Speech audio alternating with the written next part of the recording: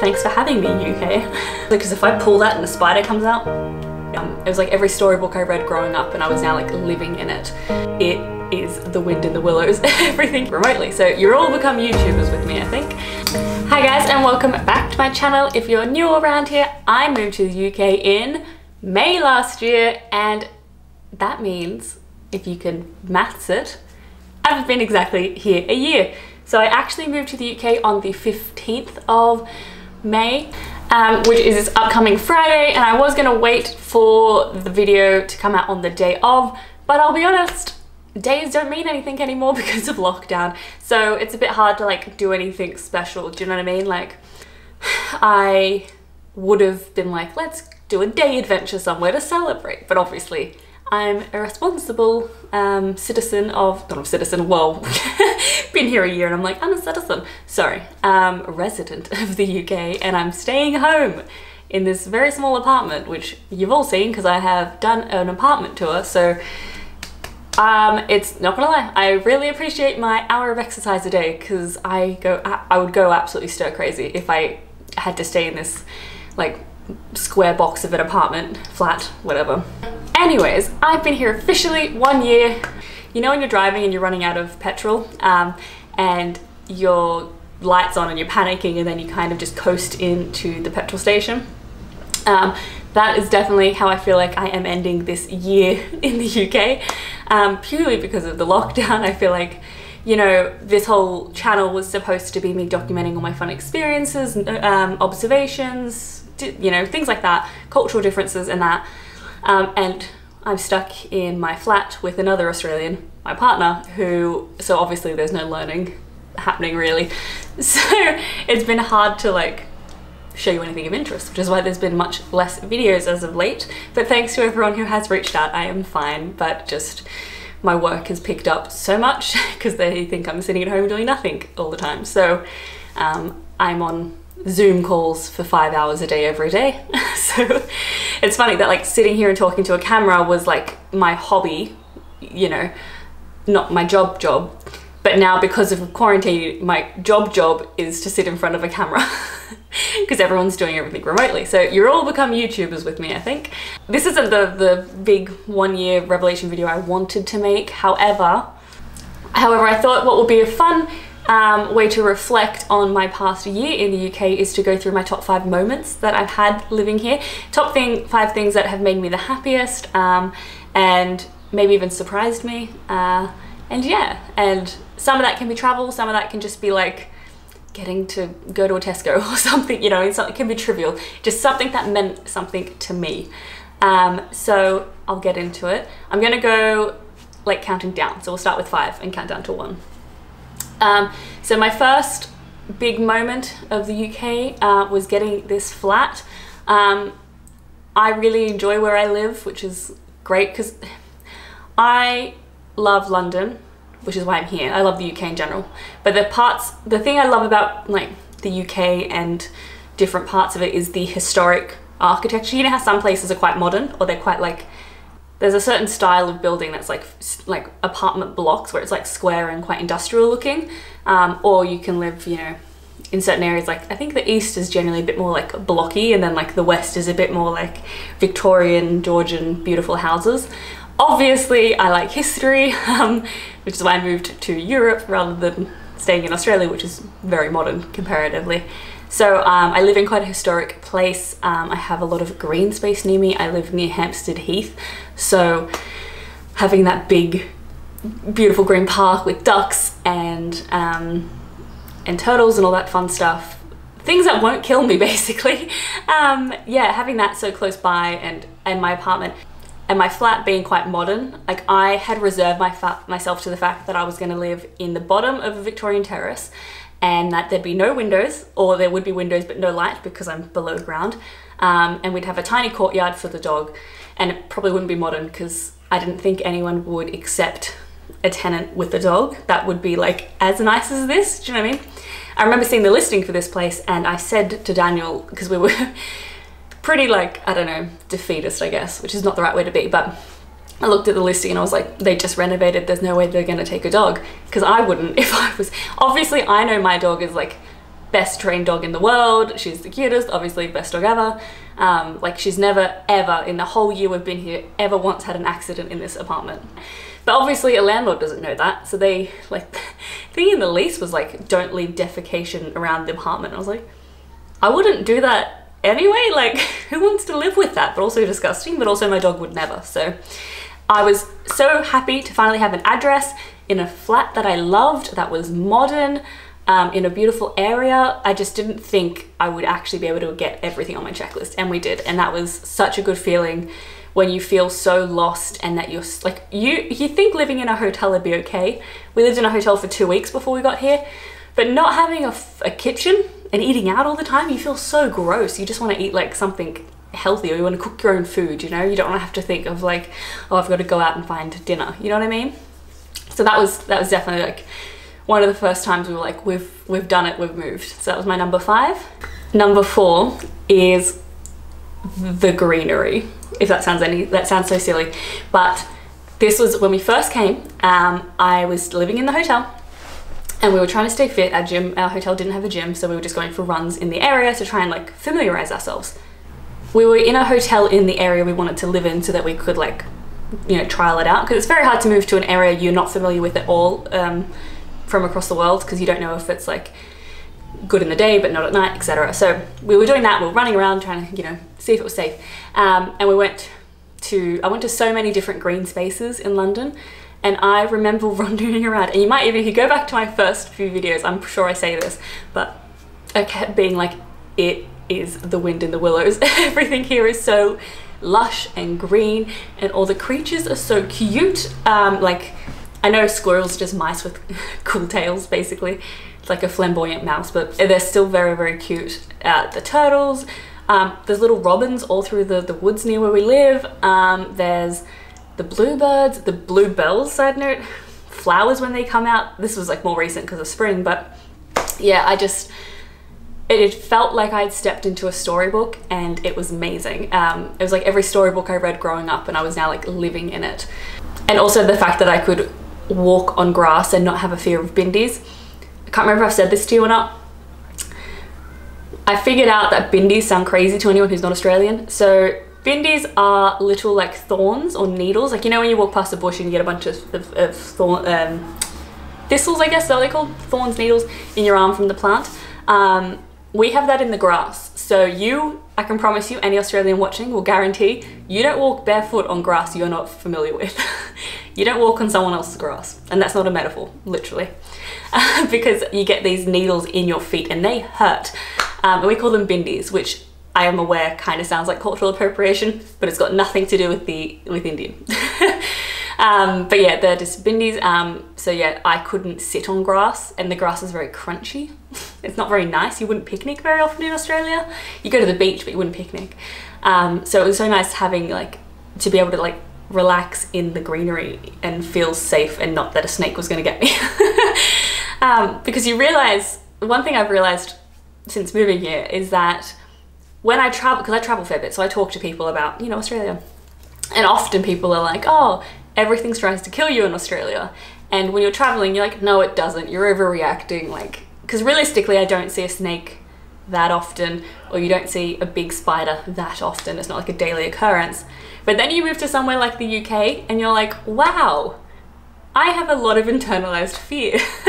So I used to get in the car and check everywhere for spiders, because I knew if a spider came out and I was on like a big motorway, I would crash and that would be the end of me. So I had to make sure no spider would come out at me. So I'd check under the steering wheel, near the pedals, underneath the visor, because if I pull that and a spider comes out, and I will be honest, I would not go, there'd be every summer I would see at least 1 or 2 snakes, at least, because I think I lived like maybe 700 meters away from my mum, like I lived pretty close. And along that path you would see at least 1 snake, and I used to walk to her house at least once a week, so I would see a snake at least once a week, every week, for the entirety of summer. So things are, once you move away from it, you realize how weird a lot of the stuff you do. You like, can't step on the grass, have to check my car, have to like watch where you're walking and like make sure the dog isn't going to attack a snake. It's a lot. So yeah, I enjoy, I guess, the safety of the UK.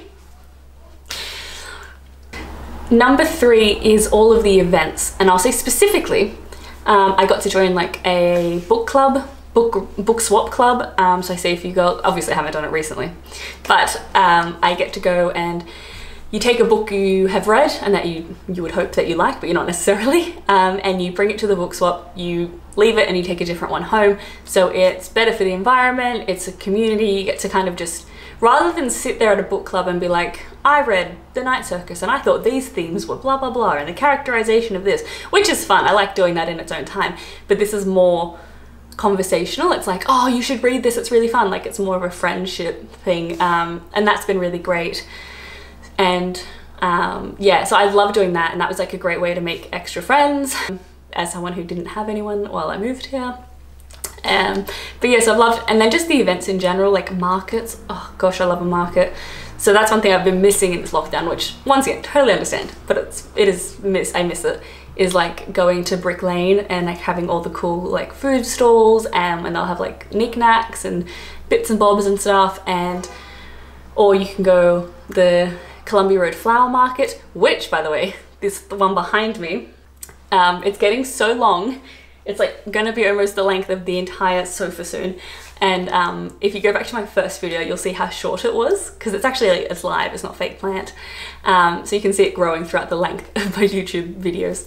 But yeah, I love the Columbia Road Flower Market because it's kind of, is it Cockney? I don't know if it's Cockney, I don't want to misrepresent it, but it's people like, do you know when you watch Mary Poppins and it's like back in the old days and then people are like yelling things out, they're like bingo kind of, I'm so bad at it, it's been so long since I've been there so I can't even think of an example, but the like the what do you call it, the when you're doing bingo and they're like 88 two fat ladies, is that right? That doesn't seem right, but you know what I mean. 66 sinks ships, all that kind of stuff. They do like the Cockney rhyming slang when they're trying to sell things, and it's so fun. Bit of a mosh pit when you get them through, I won't lie, which is why we definitely can't do it right now, but just the atmosphere, I love it, and I love having how easy plants are. I don't think I've killed one yet, which is saying something, because in Australia I killed so many, because it's really hard to keep them alive because it's too hot. But then if you put the air conditioning on, because you have to put air conditioning on in Australia, too hot, it dries all the plants out and it kills them. So it's really hard to keep things alive because you can't leave them outside and you can't leave them inside. So it's been so nice to like actually have greenery around me. I love it. But yeah, markets in general, there's just so many fun ones and I love it.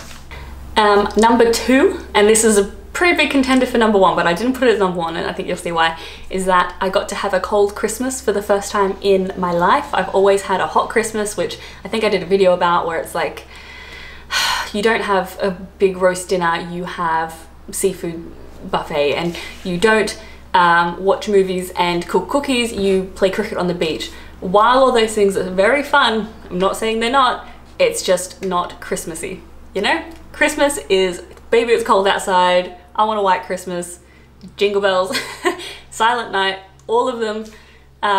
We have cicadas, which is like a bug that like makes a noise. If you're bored at all, go onto Google and just type in cicada noise and you'll hear it, and know that that is a non-stop drone for 4 months over Christmas. So like it's supposed to be silent night and it's 35 degrees with this like non-stop. It's very annoying. So not very Christmassy in the slightest. So I was so excited to finally be able to have rugged up, have a Christmas jumper, have a real Christmas tree. I've never had a real Christmas tree before, and have Christmas markets, have some mulled wine. I got to go to Finland and have like a proper white Christmas with like snow and everything. And that was so fun. And that was, for me, which is so silly, but like once in a lifetime because I live on the other side of the world. I will be here for Christmas this year. Maybe not Christmas, but I'll be here for Christmas time. But I think I might fly back to see my family at Christmas. We'll see. You tell me if you want to know if you want to see some Australian content. I can show you what it's like. Yeah, it was just so magic. I think the first time's always the most special too, when you get to experience something for the first time. So it's kind of like, once again, it's like just going into all the movies and things you've seen growing up but couldn't relate to, and then being able to be like, oh, it's real. So yeah, I feel like I just felt like such an outsider when I was in Australia because everything wasn't how it was represented. It kind of comes down to that, like, representation matters. Obviously they're talking about like race and gender and a bit more heavy topics. I'm just talking about like from my experience. I have my very low level understanding of like, well, I didn't feel connected to my culture because it was not represented, whereas like, so I can kind of on some level, very low level, relate to how that must affect people who have a much bigger need for representation than I do. But yeah, it was so fun. The Christmas markets were amazing. I bought little ornaments. Every Christmas market I went to, I had a little ornament. Do you know what's an underrated Christmas market? Manchester. I went to Manchester Christmas market. I was there for work, so I did not have enough time to do it properly. But they were great. That was up there as one of the best. The London ones are good, but I feel like they're a bit repetitive. Like I did all the ones in London. However, this year, I'm definitely 1000% going to Bath Christmas markets because I hear they're amazing. But yeah, that was very fun. My number one best memory, I guess, is of moving to the UK, or not best, because I've honestly had like a great year. It's been fantastic. I've done so many things I didn't think I'd get to do, but my number one is something that I didn't necessarily have any expectations going into, because on some level I had an expectation of what Christmas would be. And it's kind of, I have celebrated Christmas, but this I hadn't celebrated before, had no idea what it was like. So it was really fun to get immersed into a culture and a tradition that I had nothing to do with and no knowledge of. And that is Guy Fawkes night, which I know isn't a major holiday in the scheme of things. But I really enjoyed, because I went to Alexandra Palace, at Ali Pali, and they had a big carnival festival, what do you call it, market, on with a big bonfire, and it was just something that's so, I guess, casual, I guess, about the UK, because it's not even like one of the big holidays, like, you know, Christmas, Easter, those sort of things. But it was so new and fun and unfamiliar. And seeing the fireworks and the big bonfire, and this one I went to, they had like live music, and they had people on stilts who were like eating fire and fire twirling and stuff as well. And all this great food. Food's always very important at all my points. And yeah, and they had rides and stuff, which I didn't do the rides, but if you had kids, I'm sure it would have been great. But yeah, it was just a really fun holiday that I had so little knowledge of, because no one really talks about it. But it was fantastic. And I went to Ali Pali last year, so next year I'm going to try and do one of the southern ones, so I can try different events for it, but very exciting. So that is my top 5 memories of the UK. Obviously there are so many that I can't even talk about, so like being able to go to Paris for my birthday weekend, being able to go to Spain for Daniel's birthday weekend, both of which were just cheap holidays because of Ryanair flights, going up to Cambridge, going to Lincoln. Lincoln was beautiful. These are all honorable mentions. What else is there? There's been so many. Doing my Spanish classes. I would have started an art class or a pottery class if quarantine hadn't happened, so that will be on probably the list for next year. But it's been so fun. Everyone's been so lovely and so great.